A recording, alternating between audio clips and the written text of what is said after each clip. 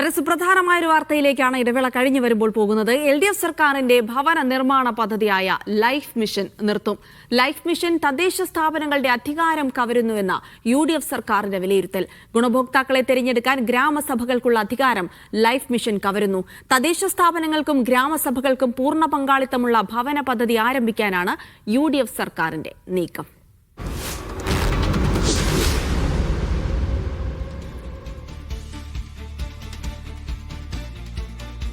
MK Shukkur വിവരങ്ങൾ നൽകും. Shukkur, life mission പദ്ധതി ഭവനരഹിതർക്കും ഭൂമിയില്ലാത്തവർക്കും വീട് വെച്ച് നൽകാനുള്ള LDF സർക്കാരിന്റെ ലൈഫ് മിഷൻ പദ്ധതി അത് നിർത്താനുള്ള സുപ്രധാനമായ ഒരു തീരുമാനം പുതിയ UDF സർക്കാർ കൈക്കൊള്ളുമ്പോൾ അതിന് പറയുന്ന കാരണങ്ങൾ എന്തൊക്കെയാണ്?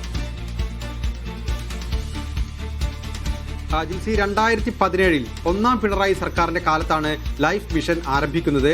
അതായത് ഭവനരഹിതർക്കുള്ള ഭവനങ്ങൾ നിർമ്മിക്കുന്നതിനായി വിവിധ വകുപ്പുകൾ, അതായത് തദ്ദേശ വകുപ്പ്, പട്ടികജാതി വകുപ്പ്, പട്ടികവർഗ വകുപ്പ്, അതുപോലെ തന്നെ മത്സ്യ വകുപ്പ്, ഇത്തരം വകുപ്പുകളെല്ലാം തന്നെ വിവിധ ഭവന പദ്ധതികൾ വെവ്വേറെയായി തന്നെ നടപ്പാക്കിയിരുന്നു. ഇതെല്ലാം സംയോജിപ്പിച്ച് മുഖ്യമന്ത്രി ചെയർമാനായ ഒരു ലൈഫ് മിഷൻ എന്ന ഒരു പദ്ധതി ഉണ്ടാക്കി അതിന് കീഴിൽ നടപ്പാക്കുന്നതാണ് ലൈഫ് മിഷൻ പദ്ധതി. ഇത് 2017 ആരംഭിച്ചത്.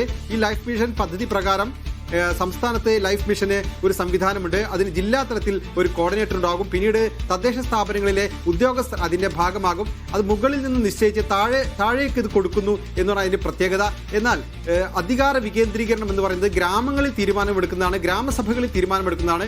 തദ്ദേശ സ്ഥാപനങ്ങൾക്ക് അധികാരമുള്ളതാണ്. ആ അധികാരങ്ങളെല്ലാം കവർന്ന് അധികാര കേന്ദ്രീകരണമാണ് ലൈഫ് മിഷന്റെ പേരിൽ നടപ്പാക്കിയതെന്നും അതുകൊണ്ട് ലൈഫ് മിഷൻ പദ്ധതി പല നഷ്ടങ്ങൾ സംസ്ഥാനത്തിന് ഉണ്ടാക്കിയ ഇപ്പോൾ സംസ്ഥാന സർക്കാർ വിലയിരുത്തുന്നത്. ഷുക്കൂർ, അതായത് ഒരു സർക്കാർ മാറി പുതിയ സർക്കാർ വരുമ്പോൾ ചില പദ്ധതികൾ നിർത്തലാക്കുന്നു എന്നതിനപ്പുറത്തേക്ക് ഇതിൽ നേരത്തെ അപേക്ഷ നൽകി നേതൃതലത്തിൽ നിന്ന് തന്നെ താഴേക്ക് വരികയായിരുന്നു. അർഹരെ കണ്ടെത്താനുള്ള നിർദ്ദേശമാണ് തദ്ദേശ സ്ഥാപനങ്ങൾക്ക് കൊടുത്തിരിക്കുക. പക്ഷേ അതിനപ്പുറത്തേക്ക് കുറച്ചുകൂടെ തദ്ദേശ സ്ഥാപനങ്ങളിലേക്ക് തന്നെ ഈ അധികാരം കേന്ദ്രീകരിക്കുന്ന രീതിയിലേക്കുള്ള ഒരു പുതിയ പദ്ധതിക്കാണോ VDF സർക്കാർ വിഭാവനം ചെയ്യുന്നത്? LDF സർക്കാരിനെതിരെ ഉയർന്ന ഏറ്റവും പ്രധാനപ്പെട്ട ആരോപണങ്ങളിലൊന്ന് തദ്ദേശ സ്ഥാപനങ്ങൾ, പഞ്ചായത്തുകൾ, നഗരസഭകൾ, കോർപ്പറേഷനുകൾ ഇവരുടെ അധികാരങ്ങൾ നിരന്തരം കവർന്നു എന്നൊരു ആക്ഷേപമുണ്ട്. പ്രത്യേകിച്ച് ഒരു നഗരസഭയുടെ അല്ലെങ്കിൽ ഒരു പഞ്ചായത്തിന്റെ ബോർഡ് അംഗങ്ങൾ, കൗൺസിൽ അംഗങ്ങൾ അവരെടുക്കുന്ന തീരുമാനങ്ങൾ പലപ്പോഴും സംസ്ഥാന സർക്കാരിന് പോലും മറികടക്കാൻ കഴിയില്ല. പക്ഷെ അതിനെ മറികടക്കാൻ കഴിയുന്ന രീതിയിൽ സംസ്ഥാന സർക്കാർ ചില നീക്കങ്ങൾ നടത്തിയെന്നൊരു വിമർശനം വളരെ ശക്തമായിരുന്നു. പ്രത്യേകിച്ച് നവകേരള സദസ്സ് പോലെയുള്ള പരിപാടികൾക്ക് നിർബന്ധമായും 1 ലക്ഷമോ 2 ലക്ഷമോ രൂപ തദ്ദേശ സ്ഥാപനങ്ങൾ നൽകണമെന്ന ഉത്തരവ് പോലും ഒരു ഘട്ടത്തിൽ തദ്ദേശ വകുപ്പ് പുറപ്പെടുവിച്ചു. അത് പിന്നീട് കോടതി തന്നെ അത് ഭരണഘടനാ വിരുദ്ധമാണെന്ന് കണ്ട് അത് സ്റ്റേ ചെയ്യുന്ന സ്ഥിതിയുണ്ടായി. സമാനമായ രീതിയിലുള്ള ആക്ഷേപം ഈ ലൈഫ് മിഷനുമായി ബന്ധപ്പെട്ടും ഉയർന്നതാണ്. കാരണം കേന്ദ്ര സർക്കാരിന്റെ ഭവന പദ്ധതികളുണ്ട്. കേന്ദ്ര സർക്കാരിന്റെ വിഹിതം, സംസ്ഥാന സർക്കാരിന്റെ വിഹിതം, തദ്ദേശ സ്ഥാപനങ്ങളുടെ വിഹിതം, ഗുണഭോക്താക്കളുടെ വിഹിതം, ഇതെല്ലാം ചേർത്ത് ഭവനം നിർമ്മിക്കുന്ന പദ്ധതികളുണ്ട്. ഈ പദ്ധതികളിൽ നിന്നും ഒരു തുക പോലും നമുക്ക് ലഭിക്കാൻ കഴിയാത്ത സ്ഥിതിവിശേഷം ഈ ലൈഫ് മിഷൻ വന്നതിന് ശേഷം ഉണ്ടായി എന്നുള്ളത് പ്രധാനപ്പെട്ട കാര്യമാണ്. കേന്ദ്ര ഫണ്ട് സംസ്ഥാനത്തെ തദ്ദേശ സ്ഥാപനങ്ങൾക്ക് ഉപയോഗിക്കാൻ പറ്റാത്ത ക്രമീകരണങ്ങൾ സംസ്ഥാന സർക്കാരിന് ലൈഫ് മിഷനുമായി ബന്ധപ്പെട്ടുണ്ടായി എന്ന വിമർശനമുണ്ട്. ആ അർത്ഥത്തിൽ PMA, പ്രധാനമന്ത്രി ആവാസ് യോജന പോലെയുള്ള പദ്ധതികൾ സംസ്ഥാനത്ത് നടപ്പാക്കാൻ കഴിയാതിരുന്നത് കഴിഞ്ഞ LDF സർക്കാരിന് വീഴ്ചയായി ഈ സർക്കാർ വിലയിരുത്തുന്നു. അതുകൂടി കണക്കിലെടുത്താണ് ഇപ്പോൾ ലൈഫ് മിഷൻ നിർത്തി വേറെ തന്നെ ഭവന പദ്ധതി, വേറെ തന്നെ ക്രമീകരണത്തോടുകൂടി തദ്ദേശ സ്ഥാപനങ്ങൾക്ക് കൂടുതൽ അധികാരങ്ങളോട് കൂടി നടപ്പാക്കാൻ ഇവർ ഉദ്ദേശിക്കുന്നത്. ലൈഫ് മിഷനുമായി ബന്ധപ്പെട്ട് വിവിധ CSR ഫണ്ടുകൾ കൂടി സംയോജിപ്പിച്ചാണ് സംസ്ഥാന സർക്കാർ നടപടി ആരംഭിച്ചിരുന്നത്. നമുക്കറിയാം ലൈഫ് മിഷൻ കേസൊക്കെ വളരെ കുപ്രസിദ്ധി ആർജിച്ചതാണ്. വിദേശത്തടക്കം പണം അനുമതിയില്ലാതെ അതിനകത്ത് ഉപയോഗിച്ചു. വടക്കാഞ്ചേരി ഫ്ളാറ്റ് അടക്കമുള്ള കാര്യങ്ങൾ ഇപ്പോൾ നിർമ്മാണം സ്തംഭിച്ചു നിൽക്കുകയാണ്. അത്തരത്തിലുള്ള സംഭവങ്ങളെല്ലാം ഇതിന്റെ ഭാഗമായിട്ടുണ്ടായിട്ടുണ്ട്.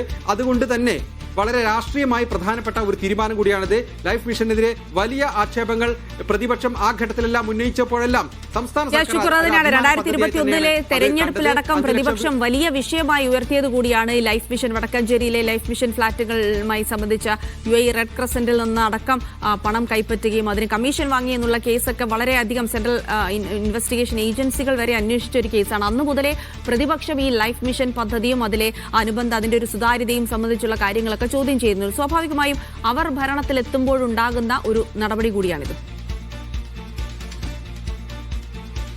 തീർച്ചയായിട്ടും. അതായത് സംസ്ഥാന സർക്കാരിനെതിരെ പ്രതിപക്ഷം ഉന്നയിച്ച പ്രധാനപ്പെട്ട ആരോപണങ്ങളിലൊന്ന് ലൈഫ് മിഷൻ പരാജയമാണ്.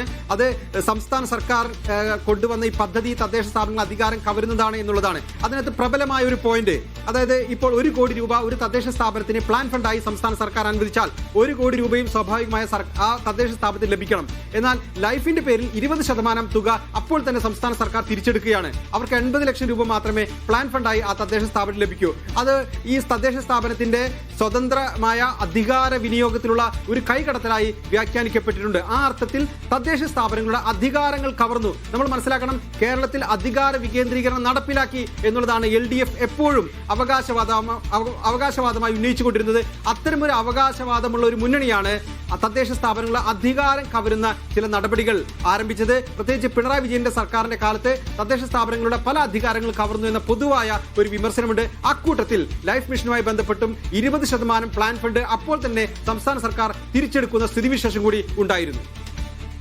ഷുഗർ അങ്ങനെയാണെങ്കിൽ ഒരു പുതിയ ഭവന പദ്ധതി, കാരണം എന്നൊക്കെ പറഞ്ഞാലും ലൈഫ് മിഷന് നിരവധി ഗുണഭോക്താക്കൾ ഉണ്ടായിരുന്നു. അത്തരം ക്ലെയിമുകളൊക്കെ എല്ലാ തെരഞ്ഞെടുപ്പിലും ലൈഫ് മിഷൻ വഴി ഇത്ര ലക്ഷം ആളുകൾക്ക് വീട് വെച്ചു എന്നുള്ളത് LDFന്റെ വലിയ ഒരു അവകാശവാദം തന്നെയായിരുന്നു. അതിനപ്പുറത്തേക്ക് ഇനിയൊരു പുതിയ പദ്ധതി വരുമ്പോൾ അത് കുറച്ചുകൂടെ തദ്ദേശ സ്ഥാപനങ്ങൾക്ക് തന്നെ അതിനുള്ള തെരഞ്ഞെടുപ്പും നടത്തിപ്പുമായി ബന്ധപ്പെട്ട എല്ലാ തരത്തിലുള്ള അവകാശങ്ങളും കൊടുത്തുകൊണ്ടുള്ള ഒരു പദ്ധതി ആയിരിക്കുമെന്ന് പ്രതീക്ഷിക്കാം. ഉടനെ ഉണ്ടാകുമോ? ജിൽസി, ഭവന പദ്ധതികൾ ഒരു കാലത്തും ഉപേക്ഷിക്കാനാവില്ല. ഭവന പദ്ധതികളുടെ നടത്തിപ്പ് അത് എത്രമാത്രം ജനാധിപത്യപരമാണ്. താഴെത്തട്ടിലുള്ള ഗ്രാമസഭകളിൽ വരുന്ന സാധാരണ വോട്ടർക്ക് അത്തരം പദ്ധതി രൂപീകരണത്തിലും അതിന്റെ നിർവഹണത്തിലും എത്രത്തോളം പങ്കാളിത്തമുണ്ട് എന്നുള്ളതാണ് ഒരു പരിഷ്കൃത സമൂഹം എന്ന രീതിയിൽ നമ്മൾ പരിശോധിക്കുന്നത്. ആ അർത്ഥത്തിൽ ലൈഫ് മിഷനെ സംബന്ധിച്ച് പ്രബലമായ ശക്തമായ ആക്ഷേപങ്ങളുണ്ടായിരുന്നു. ഈ ലൈഫ് മിഷൻ നിർത്തുന്നത് ആ പേരും അതിന്റെ ക്രമീകരണവുമാണ് നിർത്തുക. മറിച്ച് ഭവന നിർമ്മാണ പദ്ധതികൾ ഒരുപക്ഷെ 1, 2, 3, 4 പദ്ധതികൾ ഈ സർക്കാരിന്റെ കാലത്ത് സ്വാഭാവികമായും ഉണ്ടാകും. എന്തായാലും ഒരു പദ്ധതി എന്തായാലും ഉണ്ടാകും. ഒന്നിലധികം പദ്ധതികൾ ഉണ്ടാകാനാണ് സാധ്യത. മത്സ്യവകുപ്പും അതുപോലെ തന്നെ പട്ടികജാതി വകുപ്പും പട്ടികവർഗ വകുപ്പും എല്ലാം അവരുടേതായ പദ്ധതികൾ ഇത് എന്തായാലും സ്വാഭാവികമായി രൂപീകരിക്കും. അത് അവരുടെ തന്നെ പേരിൽ നടത്തുമോ അതല്ല തദ്ദേശ സ്ഥാപനങ്ങൾ വഴി നടത്തുമോ, അതിന്റെ ക്രമീകരണം എന്താണ് എന്ന് ഇനിയും വരാനിരിക്കുന്നതേയുള്ളൂ. നമ്മൾ മനസ്സിലാക്കേണ്ടത് പട്ടികജാതി പട്ടികവർഗ വിഭാഗങ്ങൾക്കെല്ലാം സവിശേഷമായ മുൻഗണന ഈ പദ്ധതികളിൽ ഉണ്ടാകേണ്ടതുണ്ട്. ലൈഫ് മിഷനുമായി ബന്ധപ്പെട്ട് അത്തരത്തിലുള്ള ചില ആക്ഷേപങ്ങൾ കൂടി വന്നിട്ടുണ്ട്. കാരണം ടേൺ തിരിഞ്ഞു വരുമ്പോൾ കൃത്യമായി പിന്നാക്ക വിഭാഗങ്ങൾക്ക് മതിയായ പ്രാതിനിധ്യം ചിലപ്പോൾ കിട്ടാതെ പോകുന്നു തുടങ്ങിയ പരാതികളെല്ലാം ഉണ്ടായി. മാത്രമല്ല ജില്ലാ തലത്തിൽ നിന്നുള്ള ഈ പദ്ധതി നിർവഹണ ഉദ്യോഗസ്ഥർക്ക് കുറച്ചുകൂടി കടും പിടുത്തം, അതായത് നിയന്ത്രണം ഇത്തരം പദ്ധതികളുടെ മേലുണ്ടായിരുന്നു. ഒരു തദ്ദേശ സ്ഥാപനങ്ങൾക്ക് പോലും മതിയായ നിയന്ത്രണം ഇതിലില്ലാതെ പോയി എന്നുള്ളതെല്ലാം ഉള്ള ആക്ഷേപങ്ങളുണ്ട്. ആ അർത്ഥത്തിൽ അതെല്ലാം പരിഹരിച്ചുള്ളൊരു പദ്ധതി വരണമെന്നാണ് ഒരുപക്ഷെ സമൂഹം ആഗ്രഹിക്കുന്നത്. ഈ സംസ്ഥാന സർക്കാർ എങ്ങനെയാണ് ഇത് വിഭാവന ചെയ്യുന്നത് എന്ന് നമുക്കറിയില്ല.